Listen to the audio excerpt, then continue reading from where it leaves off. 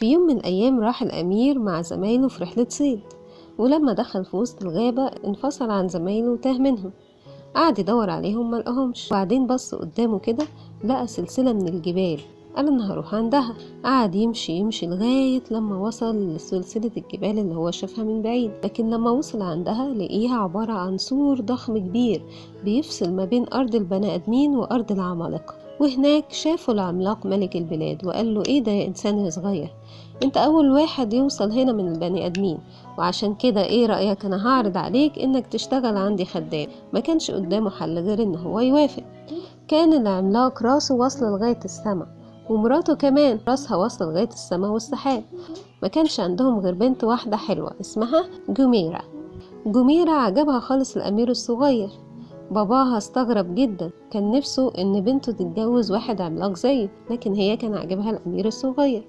العملاق اتغاظ منه، قعد يفكر في خطة عشان يتخلص منه، وراح استدعاه وقال له انا سمعت انك انت عمال تتباهى وسط الخدامين بتوعي انك تقدر تهد القصر بتاعه وتبنيه من الاول. الامير قال له انا ما قلتش كده يا مولاي. قال له انت بكرة لازم تنفذ اللي انت قلته. راح بسرعة الامير قال لجميرة. جميرة قالت له ما تخافش، انا ليا في السحر وهقدر اساعدك. والامير بمساعدة جميرة هدوا القصر وبنوه في دقيقة واحدة.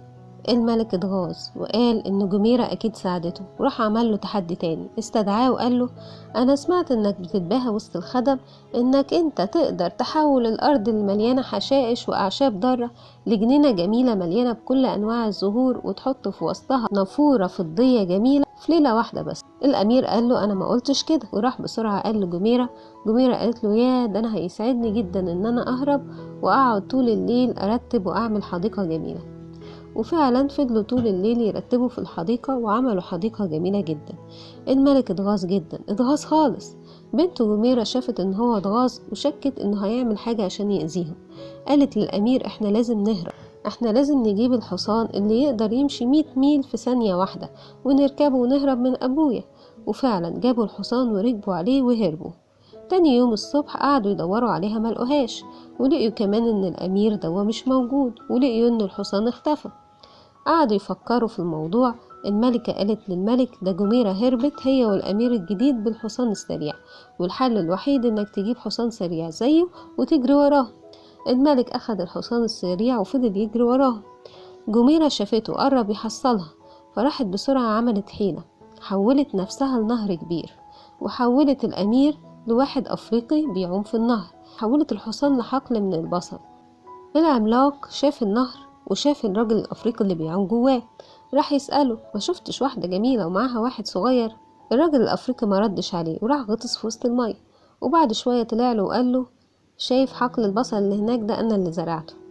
العملاق راح ناحية حقل البصل، لكن ريحة البصل كانت قوية جدا خلته ساب المكان ورجع تاني. لما رجع البيت وقال لمراته الملك على كل حاجة، قالت له أما أنت غبي صحيح، أنت مش فاهم إن جميرة حولت نفسها للنهر، وحولت الأمير للرجل الأفريقي، وحولت الحصان لحقل البصل. انت مش فاهم حاجة، بسرعة ارجع وراهم عشان تمسكهم واوعى يخدعوك تاني. راح العملاق جري وراهم، ولما قرب يحصلهم جميرة شافته، راحت محولة نفسها المدرسة، وحولت الأمير لمدير المدرسة، وحولت الحصان للسبورة. العملاق لما شاف مدير المدرسة قعد يكلمه، قال له ما شفتش واحدة جميلة ومعاها أمير وحصان؟ الأمير عمل نفسه ما بيسمعش.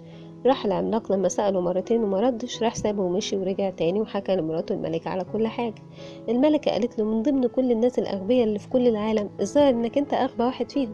انت مش فاهم ان جميرة عملت نفسها مدرسة، وعملت الأمير مدير المدرسة، وعملت الحصان سبورة علشان تضحك عليك؟ لازم نحصلهم بسرعة، والمرة دي أنا هاجي معاك عشان أتأكد إن جميرة مش هتعمل أي حاجة من خداعها السحرية دي وتضحك عليك. راحوا هما الاتنين بسرعة ركبوا على الحصانة بتاعتهم وقربوا يحصلوهم خالص، لكن لحسن الحظ الأمير وصل لبلده. وهناك جميرة قالت له أنا هسيبك أنت تدخل أنت الأول لبلدك ومملكتك عشان تفهمهم كل حاجة، وأنا هستناك هنا. لازم توعدني إنك عمرك ما هتنساني ولا دقيقة واحدة، اوعى تنساني ولا ثانية واحدة. قال لها أوعدك. دخل الأمير جوه المملكة، والمملكة كلها فرحت بوجوده، وهو كمان فرح جدا لأن كل حاجة بقت في مقاسها الطبيعي. وفرح وقعد مع أصحابه وقعد يحكي معاهم ويهزر معاهم، ولمدة دقيقة واحدة نسي جميرة خالص. ولما افتكرها جري عليها، راح يشوفها في المكان اللي هي كانت قاعدة فيه، بص واستغرب جدا لما لقاها بدل ما هي كانت عملاقة وطويلة قوي قوي قوي، بقت في طول كتفه. قالت له: شايف اللي حصل لي لما انت نسيتني؟ فضلت اصغر اصغر لغايه لما وصلت المقاس ده. انت عارف لو كنت نسيتني دقيقه واحده تاني كمان كنت اختفيت خالص، ما كنتش لقيتني. جوميرا ضاعت منها كل مواهبها السحريه لما صغر مقاسها. لما باباها ومامتها جم يدوروا عليها ما عرفوهاش، ورجعوا مملكتهم تاني. جميرة اتجوزت الأمير وبقت هي ملكة البلاد. عاشت سعيدة، لكن كان في عينيها حزن، لأن هي ما قدرتش تنسى إن حبيبها الأمير نسيها لمدة دقيقة واحدة.